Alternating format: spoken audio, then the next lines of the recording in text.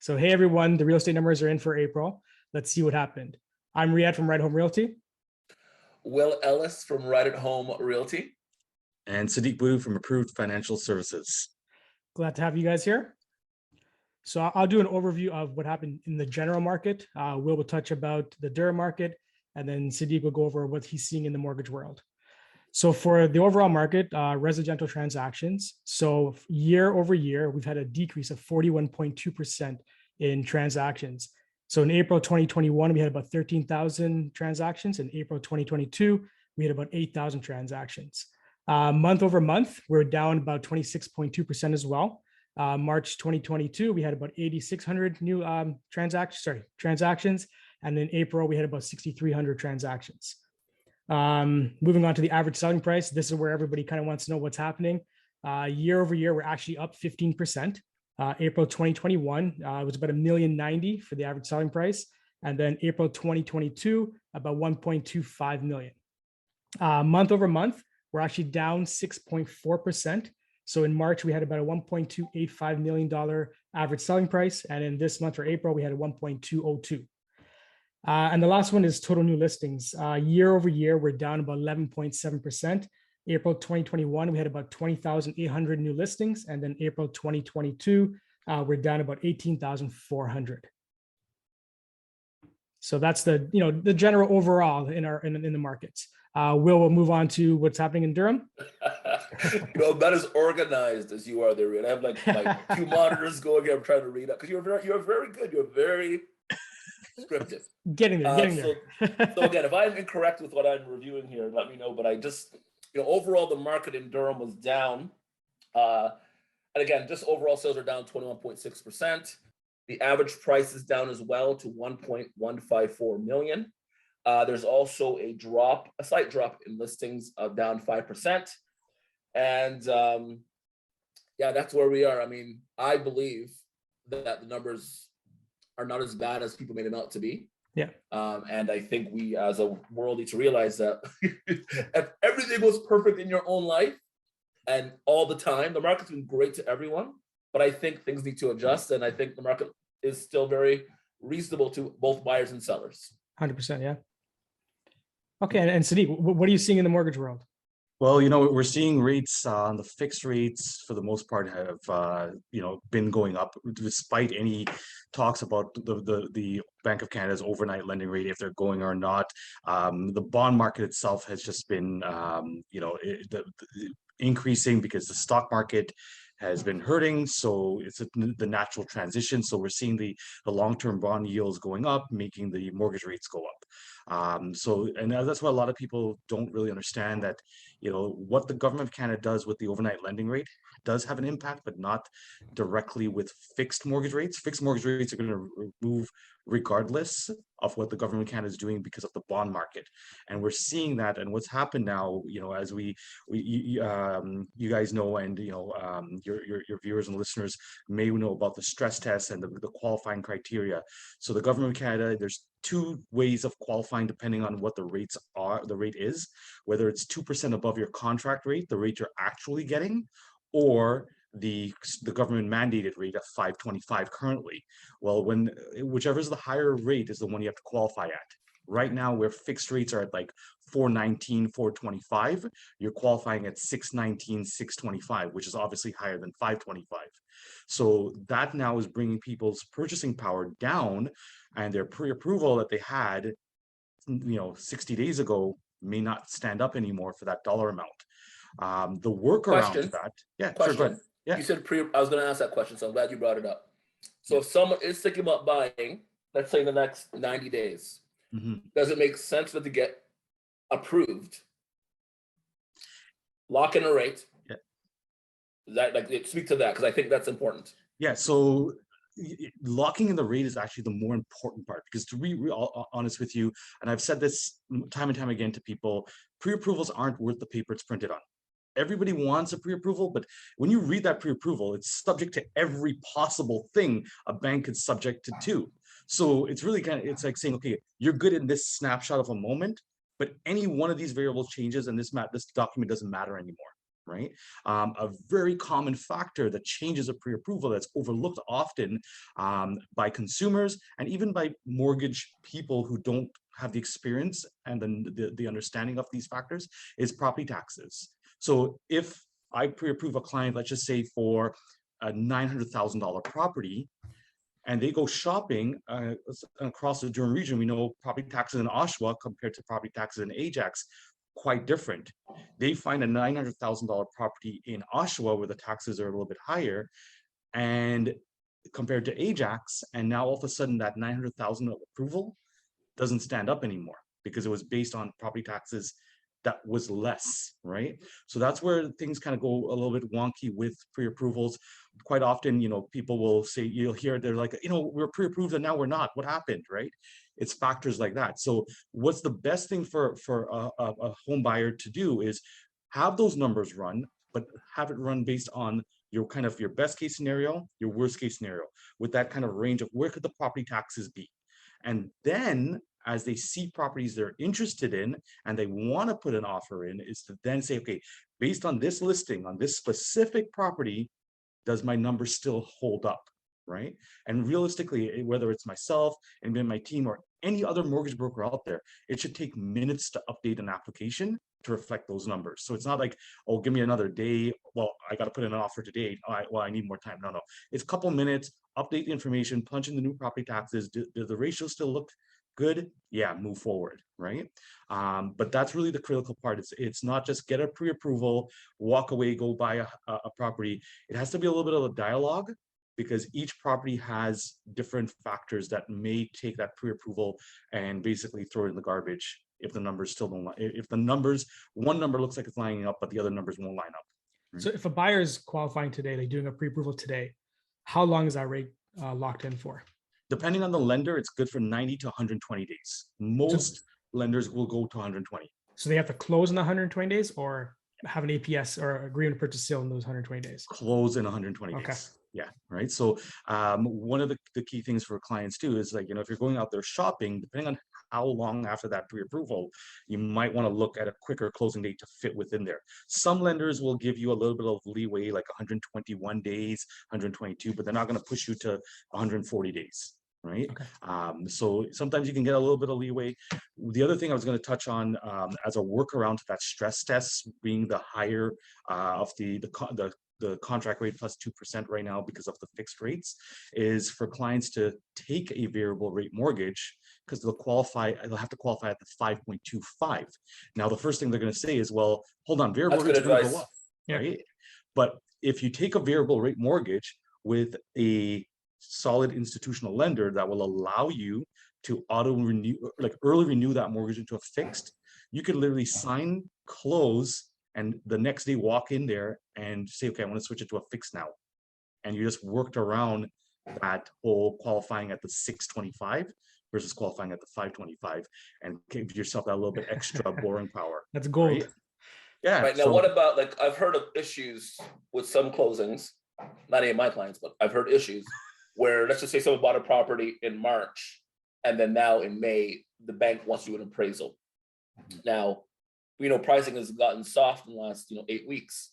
What are ways in which, and maybe you don't know the answer there, Sadiq, how can people sort of work around this situation? Well, I think a really important part is get that appraisal done as soon as you can, right? So if you purchase in March, let's just say beginning of March, within a week of getting that approval, you should have your mortgage person, your bank, whoever, getting that appraiser out there, because between March and May, everything's changed, and that appraiser is going to look back at the last 90-day history. So for every week goes forward, that 90-day history is shifting along with it, and you may be losing out on properties that were comparable, that supported your value, to ones that now are selling for less, that are not supporting that value. And I've seen that happen. It's crazy, and you guys very well know this. I don't have to tell you guys, the market is really unpredictable right now. You're seeing, properties that still have 12 offers on it, and then you're seeing properties that are sitting there with no offers on it. And it's hard to price a property. And for an appraiser, they're looking at historical sales in the last 90 days. Well, that with those sales numbers changing and how many multiple offers are happening and when they're happening, on which properties they're happening, leaves an appraiser in a very ambiguous spot. And what they're going to do is be conservative, because nothing bad happens when you're conservative, and they can't get in trouble. So they're going to side on a lower amount as much as possible to protect themselves. So if you get your appraiser out there right away, they're going to use the most recent data that they have, which would tend to support your value versus if you waited a month later, 2 months later. Good. Perfect. That's good. So let's talk about the future, because now there's some humming and hawing with regards, because in my opinion, as a realtor, the market is like any market. There'll be ups and downs, but with the whole fact now that buyers have had 2 to 3 years now, just having to compete, having to be quick and fast. Now people have a bit of time. How do you see the potential new hike happening next month, June, impacting the market for the summer? Well, you know what? It's one of those things where, I mean, first of all, if we had a crystal ball, right, I wouldn't be talking to you guys. I'd be rich. I'd be on a beach somewhere, right? So, but we really don't know. But based on what we see and what we can extrapolate from, just historical data plus, human behavior, we're going to have a little bit of self-fulfilling prophecy. If everybody believes the market's going to tank, people start behaving like the market's going to tank, and then the market tanks. If everybody believes the market's going to boom, they're going to behave like the market's going to boom, right? I think right now there's both sides of that conversation happening, and what we're going to end up have is this middle ground where we're going to get back to that balanced market, and we're going to stop seeing properties that are listed for 400,000 over what the market value is to get the multiple offers, and people are going to list closer to what I want. Maybe they're going to list a little bit under, right, to get a little bit of attention to the property, but not the huge, differentials that we were seeing before. And we're going to see the negotiations that happen will be kind of more, the conversations that will happen is more like, well, what's your sweet spot? What's the number you want? And let's see if we could put a deal together here, right? And I think that's the more of the conversations where we get back to that balanced market. And I think as we get to that and the dust starts settling and people start realizing, okay, listings are happening closer to the price people want. So I can, if I see that, I can go in close to that price. I may have to negotiate a little bit, may have to pay a little bit higher than that, but at least I'm not going in with seeing this number, but having to pay that number. And that's going to change the buyer mentality. They're going to feel a little bit more confident. The people who are sitting on the sidelines or that were had that multiple offer burnout of losing and losing and losing, they might say, okay, hey, you know what? Things are settled a little bit. Yeah, let's get back in. So we're going to start seeing where both sides are going to start coming back into the table, because as we discussed before, it's everybody needs a home to live in, right? It gets cold outside, so we're going to get those people coming back in. And as the market settles and people start realizing it's not doom and gloom, it's still a healthy market, everybody's going to come back to the table, and we're going to be good. We will be guaranteed. Perfect. Where do you see pricing going? I think we won't see drastic increases. We'll see moderate increases, right? It's not going to be the rocket ship taking off into space. It's going to be the plane, taking off instead, right? And we're going to have, I'd say maybe, moderately between, depending on your market and stuff like that, between 5 to 10% increases across the year, which I think is healthy. Yeah, no, I agree with that. Yeah, because even though like I'm looking at the Durham stats, I'm looking at all the stats. No one's saying those sales are I think CP24's big headline on Wednesday was, oh, markets crash, 41.6% decline in sales. Read the article, which this is why I the media needs to sort of be better at sort of projecting the truth. Pricing is up year over year 21.6%. So though the sales volume has come down, which is a given when you have more inventory, it's spring, we have things happening, Ukraine rates, all this COVID, whatever. I think it's important that people need to sort of read, do their due diligence, I can't say due diligence, and also realize that market pricing is really just down 6% month over month. But if you bought a property a year ago, you've made over 20% in terms of appreciation. And again, if the market continues to go down, let's say 5% per month for the rest of the year, based on what happened last year, the market will still be up year over year around 20%. Yeah. So people think about it that way. You can't think about a home or any purchase or anything in terms of a month. Yeah. You gotta think about over in terms of a long-term, this is an investment for everyone, long-term plan. Because in the history of the last 30 years, and maybe Sadiq, I'm speaking out of my ass, it's possible.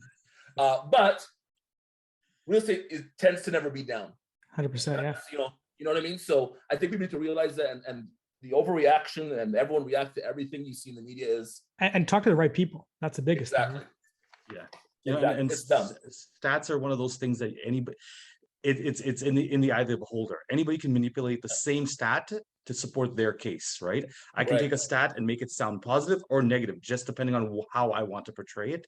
And stats are good reflection and good guidance, but you got to look at the on the ground what's really happening, right? And that's where the value in clients working with guys like you who are out there full-time in the market, seeing what's happening, dealing with transactions, experiencing the transactions to say, okay, what's happening? Not just look at these numbers and say, okay, this broad picture, because again, real estate is local. Okay, what's happening in Durham, in Ajax may not be happening the same way in Oshawa, varying degrees. Right. Yeah. What's happening in Durham may not be the same thing happening in Peel. And when we look at these big stats, we say things are down, but regionally, things might be going the total different direction. And if you're looking to buy in, let's say, Durham region, do you really care what the average price in Peel is? That's not your market you're looking at. And when you lump those stats in there, it might sound pessimistic, but meanwhile, Durham is hot and healthy, and it has been for the last 30 years. Yeah. And then you realize, oh, this is still a good time to buy, right? Yeah, exactly. I find it interesting, the numbers. Everyone's like, oh, detached home sales are down 40, whatever. They're down a lot, detached home sales. But condo sales are down only 15%. So in my opinion, as a person that looked at these stats, and you would know from what I was saying earlier, but I looked at these stats in depth. I think some buyers are also shifting their plan from buying a more expensive property to a condo, which is also driving down the average price of homes. Because remember, like, it's all types of homes that I've seen, downward sales, but I keep seeing condos that are down 15%, but their price year over year is up 22.4%. So again, people need to look at all the numbers, get a feel for things. The homes are not, the market will not crash. Market will not crash, but the buying patterns of buyers will adjust and change with the market, and that's normal. Yeah. All right, gentlemen, that was great. It's perfect.